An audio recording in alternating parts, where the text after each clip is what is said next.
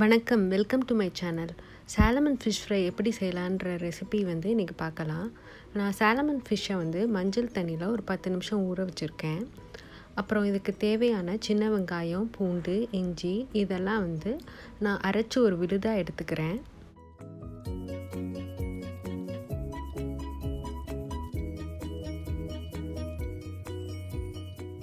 இப்போ அரைச்சி வச்ச விழுதை நான் சாலமன் ஃபிஷ் மேலே எல்லா இடத்துலையும் படுற மாதிரி ஸ்ப்ரெட் பண்ணுறேன்.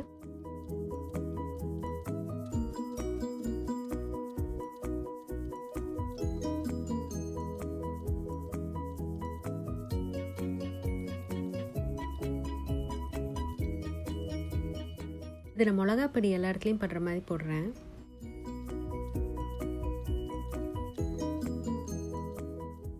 மிளகாப்பொடியும் நான் மல்லிப்பொடியும் சேர்த்து அரைச்சிருக்கேன், அதனால் ஒரே பொடியாக யூஸ் பண்ணுறேன். இல்லாட்டி நீங்கள் தனியாக மல்லிப்பொடி சேர்த்துக்கோங்க.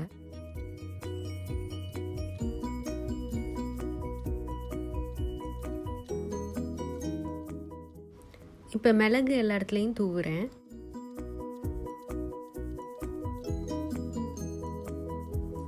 இப்போ உப்பு எல்லா இடத்துலையும் படுற மாதிரி போடுறேன்.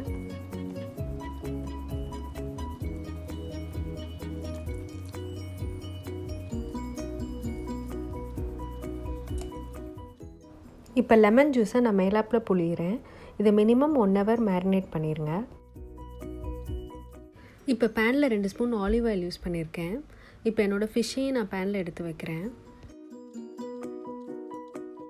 இப்போ நான் மீடியம் ஃப்ளேம்லேயே வச்சு இந்த ஃபிஷ் 2 வேக வைக்க போகிறேன்.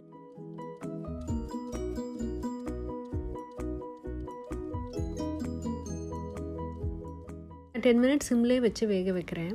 10 மினிட்ஸ் கழித்து இன்னொரு சைடும் திருப்பி போடுறேன்.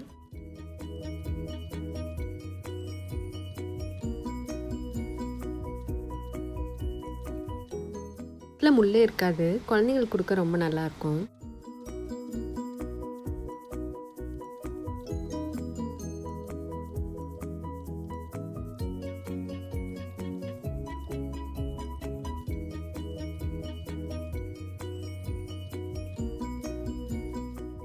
எல்லா சைடையும் மீடியம் ஃப்ளேமில் நான் வேக வைக்கிறேன்.